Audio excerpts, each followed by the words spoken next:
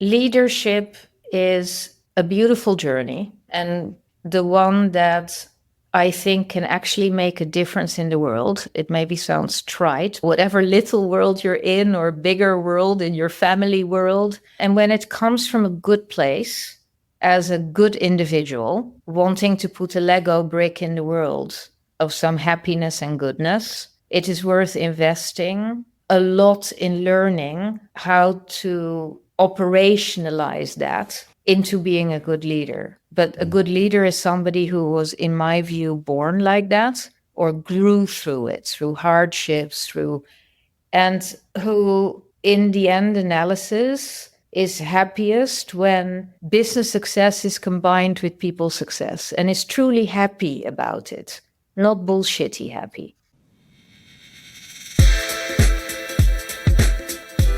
Welcome to 99 Humans. My name is Jeff Lakusta, curious coach and Wall Street Journal best-selling author, striving to understand how little things generate big impact. And I'm Nadia, Carta, tech executive and lifestyle coach with a mission to transform lives and corporations by kindling hearts to generate a zeal for life. Each week, we investigate stories about the human side of leadership to re-energize your spirit and help you become a stronger leader. Because the reality is that leadership is messy, goofy, challenging, but always human. Thanks for spending time with us today. Let's dive in. I mean, it's like 11 years now. Yeah. She was doing Double Click Creative. I was running the zoo. We worked together. And then she spread her ginormous wings and floated to the US. I love that. I gauged that the two of you are making friendships already. So Jeff, you and Mailine never met each other? No, which is amazing because we absolutely must have crossed paths both. I mean, I've worked with the zoo, I've worked with Creative Works. Yeah. So there, for sure, people in your orbit are in my orbit, but I don't think we had ever formally met. So it's awesome to have you here with us on 99 Humans. Mailine has a lot of stories, isn't it right, Mailine? So the question will be, how many do we want to tell today? You can do a series. I love it. Yes, please. You can do a series, and that you can also do a panel series where women leaders interview other women leaders. I think that's cool. There's so much to do. And what you don't know, Jeff, is that Mailine's son is now at Google as well. I just heard Mailine, by the way. I'm Mailine, just for the Mailine. Mailine. I know it's spelled Mailine, but it's Mailine. Because I pronounce it the French way. Yeah, I never correct anyone. So nobody knows, actually. Mailine, what's your son doing at Google? APMM. Okay. So he's slugging through the noogling period with great perseverance and motivation and enormous noogler anxiety. And I'm going, it's normal. You overwhelm. It's overwhelming. Like you go in the workforce, you just start in the workforce. He goes, what is global, regional, and local doing? I'm like, dude. I was asking that question 13 years in, so that's a fair question. He's like, how am I going to explain that? So it's funny. I like the serendipitousness between the two of you, but mostly I'm wondering, what are you up to these days? What's going on in the West Coast? I know you have family there, your brother. Yes, so I'm here for my father, actually, which is a bit of, I told Jeff, it's a bit of a solemn moment. And then I'm going to San Francisco where I have meetings, and I have my two brothers there. So I'm going to spend time with my brothers, my nieces, nephews, etc. I do this often. I love that. Are you stopping by to have dinner with me in New York? I'm going to do that next time because I'm obviously going to be there at some point in the next 6 to 8 months. So yeah, absolutely. Well, if you ever make it to Atlanta, would love to see you here as well. I used to for Coca-Cola. Yes. I used to Depot, work a lot. Delta. There's a couple, there's a bunch of good reasons to be here. No, I was doing Coca-Cola pitches, and I was in hotels, like rehearsing pitches for global Coca-Cola Atlanta things. That's I awesome. remember that. And Mailine is a wonderful stage tiger. So I can only imagine those speeches, how you were rocking them. Yeah, we did win that one. And the people that I had with me ended up marrying afterwards on the pitch. So, so they're still married. They live in New York, and that was they married right like they met on the pitch and they married after. So don't ask any more questions. We were there for a week. I think that's a good jumping off point, actually, because, 99 Humans is all about talking to incredible people such as yourself and getting a little bit of a peek behind the curtain. You have spent many years leading big global teams at Google. You've been in the advertising industry, at agencies and consultancies, and being a woman leader, as you said, in this industry, you certainly have a lot of stories to share. And that's maybe where I'd love to start is it's interesting to see the human side. People getting married at a pitch. It's a great example, right? You win the business. Everyone gets a resume bullet. You get revenue. That's the impact. But in the meantime, the much bigger story for those folks was meeting the love of their life and building a life. I mean, holy cow. So I'd love to hear a time when leadership for you on this journey has been particularly human. When was it more than a resume bullet? Hard, sad, funny, goofy? Well, it's always like that for me.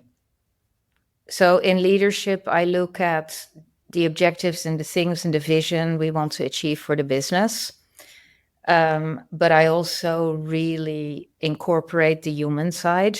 So I've always worked in creative businesses, and I've worked with people who are, creative individuals, emotional individuals who make art, who write stories, who, for whom the profession, in a sense, is linked to their emotions. So for me, I've never been really able to totally dissociate the two. And probably the moments where I've been most excited and happy in my career were the moments where they were able to achieve incredible things in our team with what we did, things that they didn't think were possible. And they still talk about that to this day. And that through that, they forged relationships that will last their lifetime with their colleagues, moving beyond colleagues to friends. About 6 or 7 weeks ago, they organized a spontaneous meetup in Paris between people who flew in from Doha, who flew in from Lisbon. We used to all be on the same team. And it was like people were bound together by this experience, but through the experience also as humans. Mm.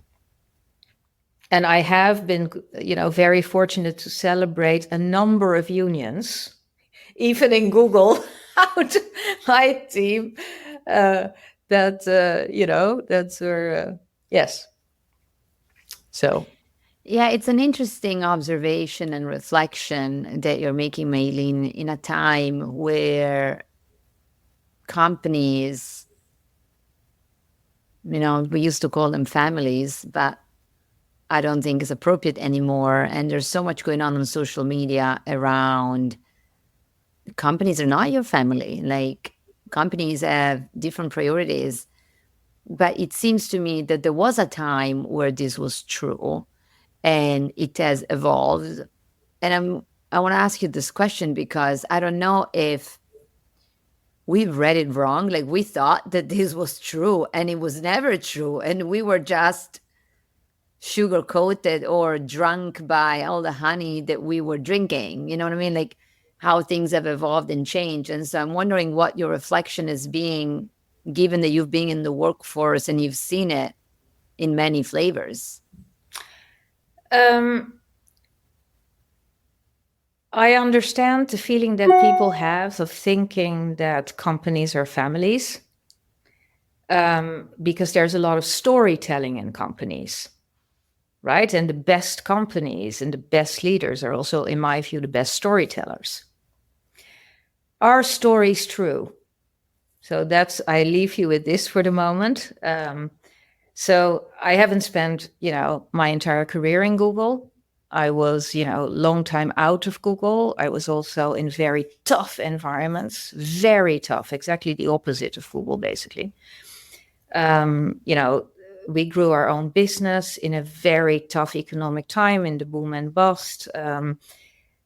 And I've never believed that companies were families, because our companies are for profit, the companies we work in. And for profit means that money goes, money is important, revenue is important. These are quoted companies.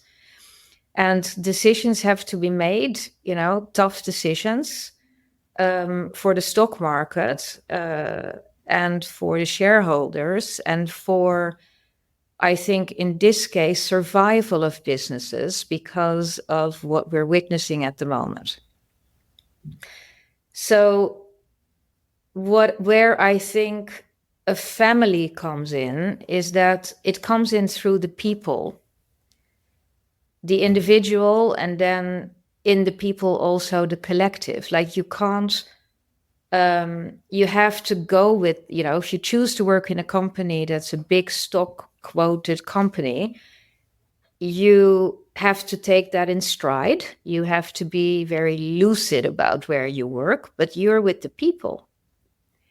And the people can be a family, quote unquote, that holds on to each other in hard times and in great times. I mean, the Xugler movement, if I take Xugler as an example, like they started the Xugler movement. It's, because there's so many Xuglers right now, it's become very vibrant. Old Googlers like Jim Lesinski and Eileen Knott, and they actually come into the Xuglers to speak. There's venture capital in the Xuglers, and through the tough times that we've been going so far, I've seen the most tremendous outreaches, like of people helping people. Yes, you were a reorganization victim, or yes, you were, but the people that are still in Google, or maybe the people that are out, that reach out and say, can I help? So it's awesome. And I think that this is where you know that you're working in a stock quoted company, but the people that company has attracted so far are people that really make a difference, whether they're in or out of the company. So this is what I focus on.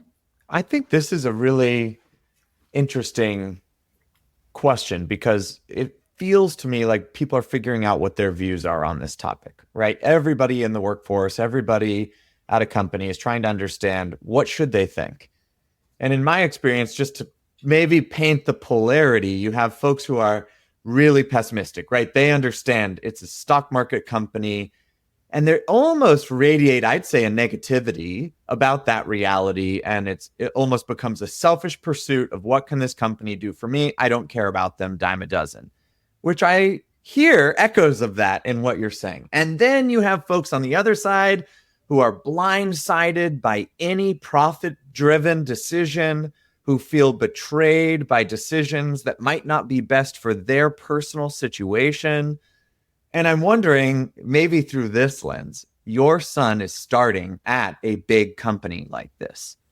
It's Google, but it could be any other public big company. What advice do you have for him on how to balance this spectrum and to have a healthy relationship to a corporation? What I tell him is the balloon. So I described the balloon. I said, there's a balloon.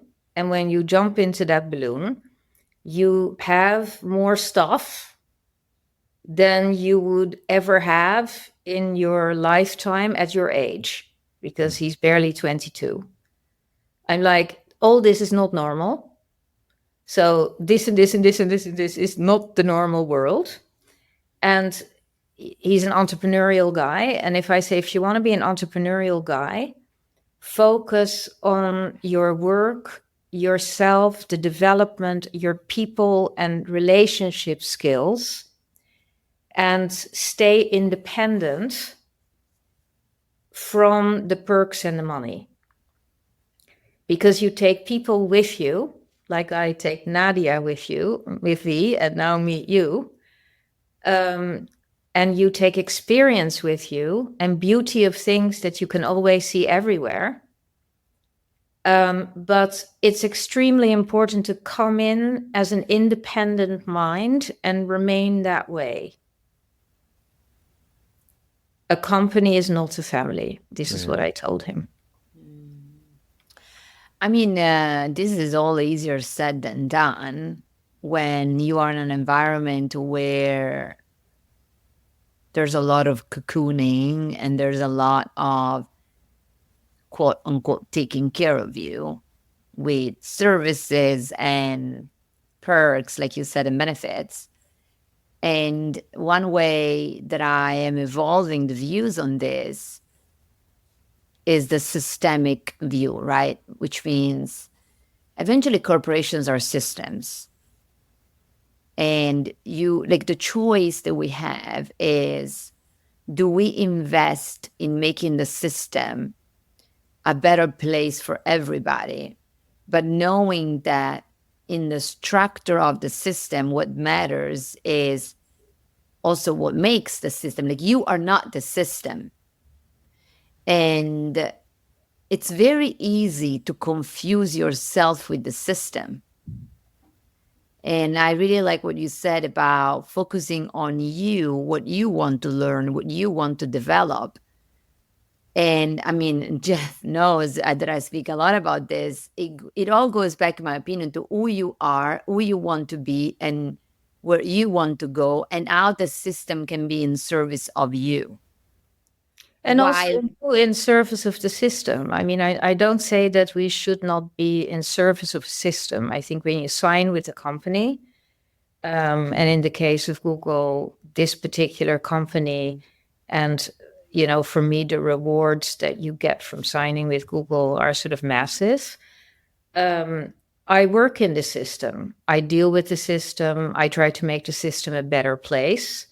But I know that the system is a for-profit quoted system, and this system is trying to survive and grow profits. And if this system has to make harsh decisions to survive and grow profits, the system will do that.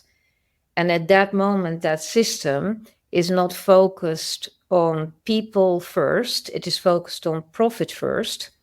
And you might also argue that in a sense it's for the people, because that's how they can continue to survive and pay, 100,000 something people that are still there. So it's almost like you have to take abstraction of the individual, that you are in a role that for the company doesn't matter.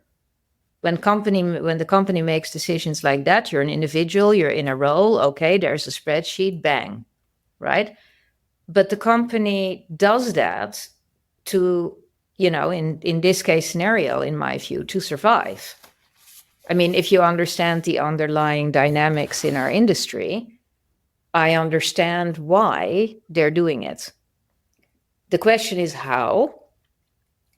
And I think on the how, when people have contributed to the system, to the company, when there's a strong culture of being together, of groups, of teams, how you go through that process with your people is something that I think can be really optimized.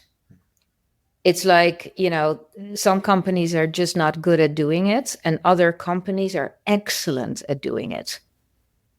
They're almost like the companies that I take as an example are companies where even if people get made redundant, they still feel valued, and they fall into a very well orchestrated alumni network in which the companies pour a lot of money, Mm. and they are supported through this alumni network, almost as powerful as when they were still in the company. I never thought about that in that way, actually. I mean, there are companies that are just awesome at that, and you're thanked for your service, and your contribution is celebrated at an individual level and also at a team level. That's a skill. And there are companies that are doing it. And I know companies in the industry, outstanding. Yeah. I think You Procter had something like that, no? Procter, McKinsey, BCG, all the consulting firms. I think Unilever, all the people that left Unilever, it's a company that puts really people at the center. It's going through tough times, and it has to make a lot of, serious decisions, as you probably read from the press. But the alumni that I know, even the ones that, got lost in the org changes, appreciate the company and what the company has done for them. Both their departure from the company, because you're never really out of that company. You move straight in the alumni network. You sound incredibly wise, experienced, sharing things that take that experience to have that view. And I guess we're all the wisest versions of ourselves today, and will be so tomorrow too. But you baited us a little earlier with this question of, are stories true? And I'd love to wind the clock back a little bit and maybe hear a time where you felt like a story was not true. The times when my own stories weren't true. What do you mean? So in the beginning of my career as a manager and as a leader, I'm in the storytelling space. And when I had to tell, a challenging story, mostly, like if they're good stories, it's really, the story is generally quite, I'm fine with the story. It's great. If the story is challenging, I have to chisel the story in order to change the wording, make it, positive and forward looking, while people feel like shit. And at some point, and I learned this from, I've had some amazing managers, a couple at Google. I learned this from one manager. So he wrote scripts for himself. And then every time he did sort of a speaking engagement like that internally, and then he poured his whole gut into that. This was before we had ChatGPT and Gemini to then help us sanitize it. And then he would share it with me, actually. And he would say, can you help me look at this? So this comes from my heart. Can you help me look at it and modulate it a little bit, to make it spreadable? And I said, wow, do you really want to go there? And he said, yes, because that's how I have to acknowledge that people don't feel good. And this is the company story where everybody is reorganized for better, good, blah, blah, blue, but nobody addresses that people really don't want this reorg and that they're incredibly scared. So I'm going to meet them where they are. And I'm like, whoa. And then the next time when something like that happened, I did it. So I started writing the thing and saying, this is a challenging situation. You must now all, or most of you, some are early adopters, some are, rebels, and change is hard. It depends. Every person is different. Every person has a part of this journey, but it's hard. And we can acknowledge this is hard. And we can acknowledge you might not like this, and you might not like this, and you might be scared, and so on. And probably everybody deep in their heart, especially me, I'm scared.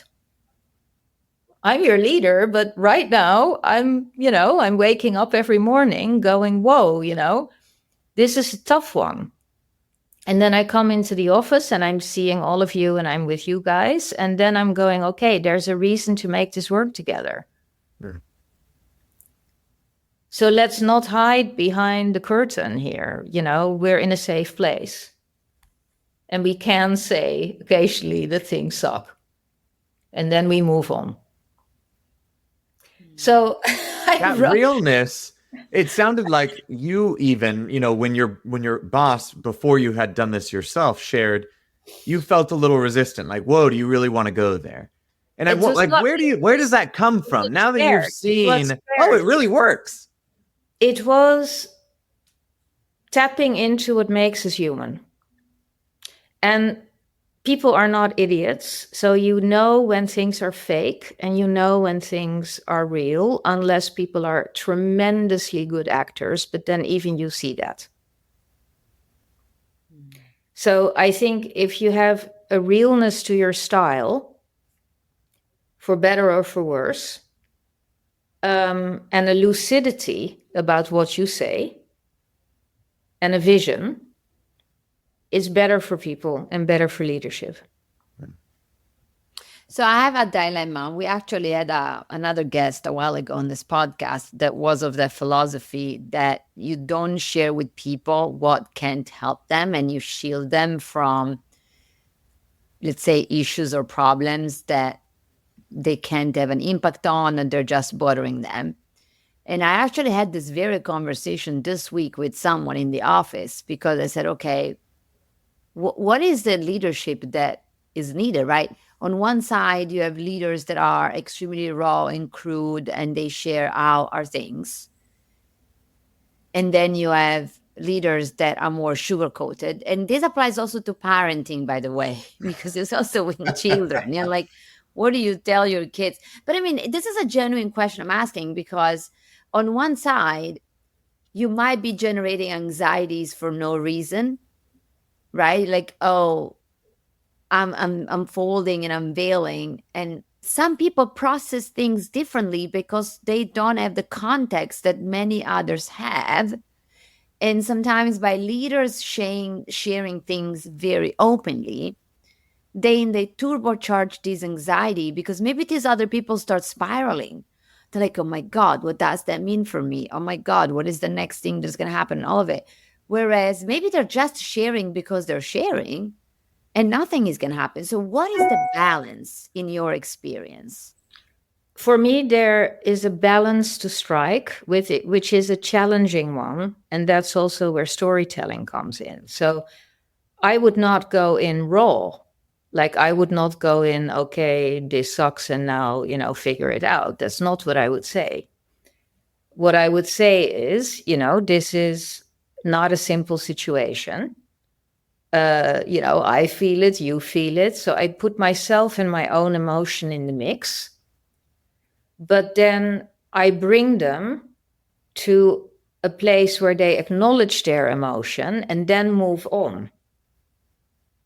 When I do reorgs, for instance, and I do focus groups for reorgs, I have people vent. I mean, it's a safe space. Everything is open. But once they're off the train with the venting, we move on. So repressing things in a system and sugarcoating things in a system will make an unhealthy system. And this is what so like, moaning and groaning is not going to help anybody, but that's not what I'm, and the reality of, we had this a couple of years ago or even last year with Google, where people were angry, where they go, it's sugar-coated. I mean, just be real, tell us the way it is, because this doesn't feel good. It doesn't feel real. Smart people feel that. So they have started to take that feedback on board. And now we're, learning about the economic situation. We're learning about the investment needed. We're learning about the geopolitical uncertainties. And we're learning what the leadership faces when they're working through it. And we see somebody on a call last year, 2 years ago, or in January, when we had the first mass layoffs, a leader actually crying, like holding back her tears, one of the top leader on a call, on the all hands to the entire company. And the feedback, you saw that, you saw the emotion, and then she reshuffled it. But the feedback after that call from everybody that I spoke to in the region of EMEA, I don't know about the US, was there's at least one person who cares. And probably that slip of the it goes too far, you see the person, that slip was worth more than any other on that particular topic, than any other leader call there was. That's what people were talking about. Isn't that interesting? Let me press for a minute, though, because I feel like a challenge that people who aren't the ultimate leader, which is almost all of us, right? You know, if you're not the CEO, then you're a middle manager, if like sort of phrase. And a piece of the human experience that feels key in what you're describing is also providing the vision. Also, you know, sit in the space, emotions, vent, but paint a picture of the future, move on, go forward. Exactly. Yes, Exactly. okay. But thus in lies the challenge. What if you don't know what that is? Because in this sort of middle management layer, actually quite often, there isn't yet a clear picture of the future, and yet the change has started. We're going, you know, we're on the change curve. We just don't know where we're going yet. What tips or things have you seen work or not work there, where I think to Nadia's point, it's like, do I create anxiety by starting this change curve without the ability to paint a forward picture? Or do I just hold on? You know, does it feel fake to go, let's sit in our emotions without ever being able to move on from them? Or is it fake to refuse to go to the emotional place? And I think a lot of leaders feel that challenge. Now, my own opinion might be that maybe we're giving away too much of our own agency, that we probably can paint a little bit of a forward picture, but not always. So I'm curious for your advice here on what leaders should do when that really critical piece might be missing for them. Go back to the entrepreneurial vibe. When you start a business, you have no idea where you're going to end up, if it's going to fail, if it's going to go, but you have an idea of something. And if you're in the middle management boat, the small like the moving forward is flexibility, agility, togetherness, testing, learning, iterating, and trying things, which is how even, you know, Google started. So it's almost like getting back to a mindset as a team with each other, where it is like Lego blocks. Like, you don't know really if you're going to build what kind of castle you're going to build unless you have a pattern. But let's say you do free Lego, right? And you don't really know how to yet put the pieces. You have no instructions.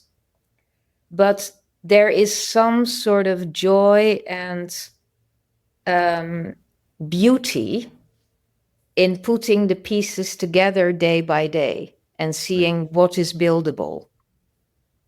So I move on a very short-term basis in that building mentality.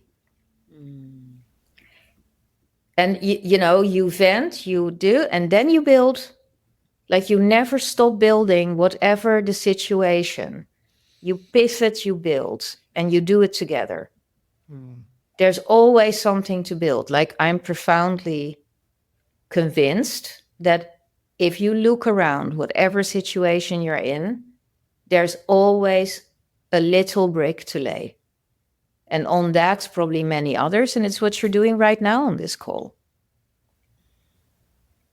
I love that. That's a full circle. You know, we started talking about big companies, entrepreneurial, how those things mix. And here it is coming up, and some of the hardest of times as human leaders being something to return back to.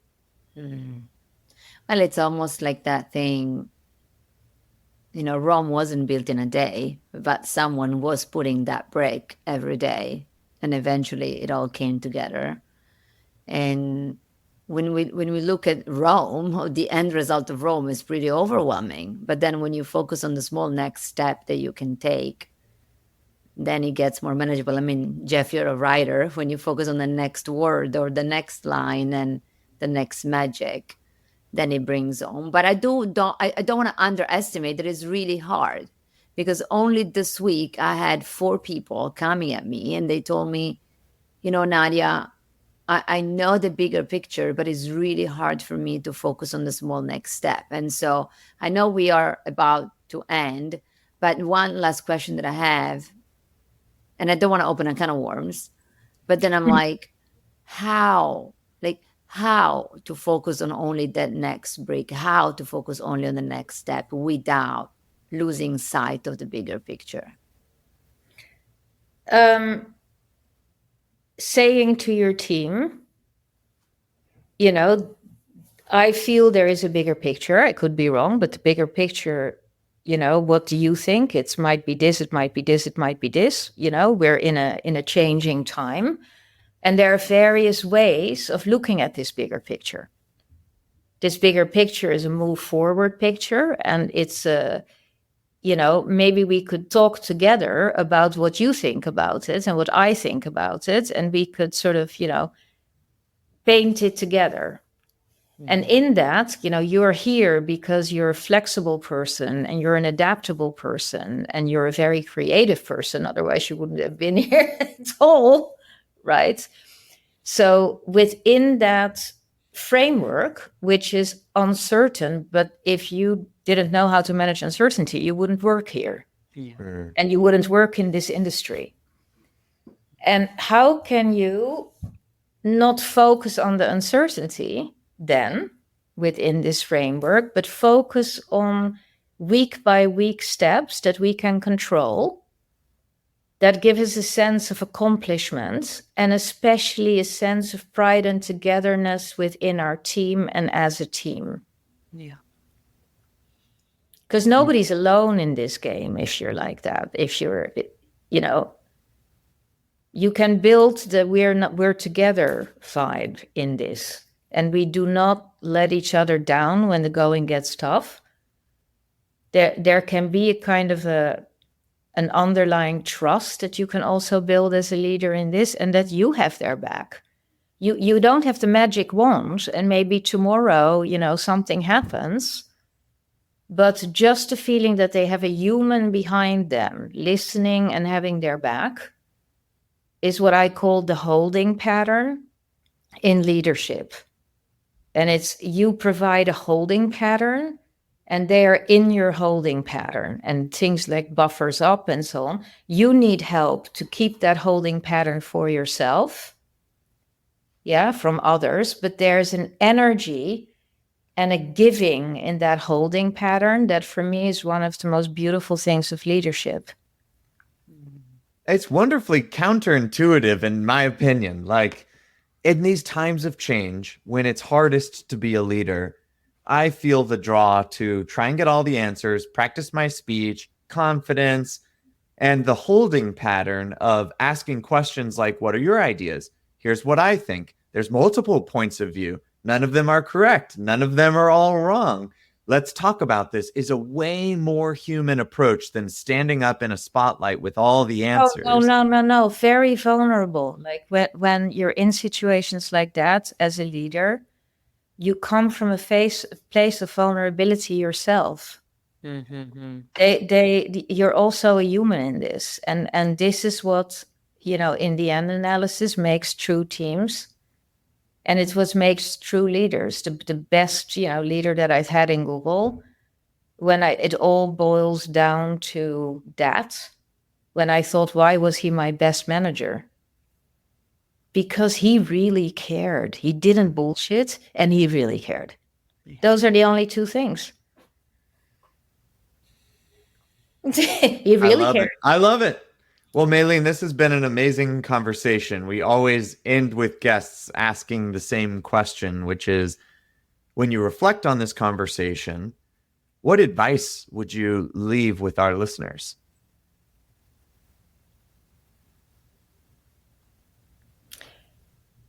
Leadership is a beautiful journey, and the one that I think can actually make a difference in the world. It maybe sounds trite, but whatever little world you're in or bigger world in your family world, and when it comes from a good place, as a good individual, wanting to put a Lego brick in the world of some happiness and goodness, it is worth investing a lot in learning how to operationalize that into being a good leader.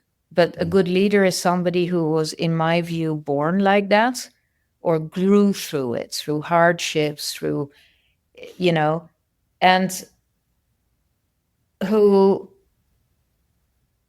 in the end analysis, is happiest when business success is combined with people success and is truly happy about it, not bullshitty happy. Does that make sense? Well, I do love the bullshitty happy versus the truly happy. We could do a whole podcast about that, I would say. Here you have a lot of ideas, a new podcast, Yeah. Jeff is like, who is this woman? But yeah, I love it. I It's noted great. for my sometimes colorful language. Yes. Mailine, where can people find you if they want to connect with you, talk to you, engage with you? Well, the people that know me have me on WhatsApp, which is generally good because if I travel a lot, it's the best way to communicate. Well, that's amazing. We certainly wish you all the best in your journey. We know that you are off to do great things, whatever they might be, and we will follow you in these adventures. Thank you, Mailine. It's great to meet you. Bye, bye, bye. Aww. What a great conversation. Fun to reconnect for you, and a wonderful new person who I've definitely brushed shoulders with, but a great leader who shared some real nuggets here. So I'm wondering, Nadia, what are you taking out of that conversation? I would say really this concept about focus on the next break. I really liked it. Both you and I are always on to do big things. Yeah. I would say. And sometimes it can feel extremely daunting for ambitious people. It can be very overwhelming and very frustrating because it takes time to land progress. It really does take time. I mean, I still remember when you and I were thinking, oh my God, we're going to do 99. And we're like, what? Do we have 0? We're like, okay, let's just focus on the next one. And really this reminder, like I constantly remind myself when I get overwhelmed, when I get distracted, when I get anxious, like really pausing and asking, what is a small next step that I can take to continue moving? Now, mind you, I also want to acknowledge that it's very difficult, especially when you're in a situation where you're looking for a job and there's so many people like that. I mean, I know so many, and you interview and you're trying to find a job and you don't find it. Like it's really, really hard. And so nonetheless, in this situation, really focusing, what is the next small thing that you can do to keep moving? Because the worst that can happen is that you get stuck. Yeah. So this is my takeaway. What about you, Jeff? I love that. I think the brick by brick, it makes me think of, and folks may have heard this before, but there's that story of walking up to 2 bricklayers and you go, what are you doing? And one person says, well, I'm laying a brick. And then you go to the second person and say, what are you doing? And they say, I'm building a cathedral. And it points to that idea of step by step by step with a vision in mind is really a secret sauce. And so I love that. But I'll point to a different part of the conversation as a main takeaway, in even a different way than we talked about during the episode. But I like the balloon analogy for hopping into a company. I think, hey, you're jumping into a balloon. This is not normal, is what she said. And there's this structure, and there are these supportive groups, and there's this wild bubble of smart people all around. This is not normal. And now, especially leaving Google, the way that I think of that is, okay, how do I make myself a new bubble? What are the things that when big companies examine what people need to thrive, they need learning and development opportunities. They need lunches with human beings and interaction. They need brainstorming time. They need goals. They need metrics. All right, now that that's not created for me, and that is not normal, but it seems like a high-performing environment, how might I mirror something like that without it being created for me to create my own high-performing environment? Is kind of where my mind is going because of where I am just with my own life too. So it was good timing for that. Oh, I really love that. And obviously, we're all looking forward to hear all the things you're pouring, Jeff. Oh, yes. More. Both of us up to cool things. Amazing. Well, everybody, thank you for listening. As every week, give us 5 stars if you liked it, because it really helped us in getting more views and more listens. And we are charting through the end of our 99 Humans, still, let's say 20 episodes or so. And so we hope that you will continue to follow us in our adventures and all that is coming about our humans. So thank you for your love. See you next time. Bye. Bye.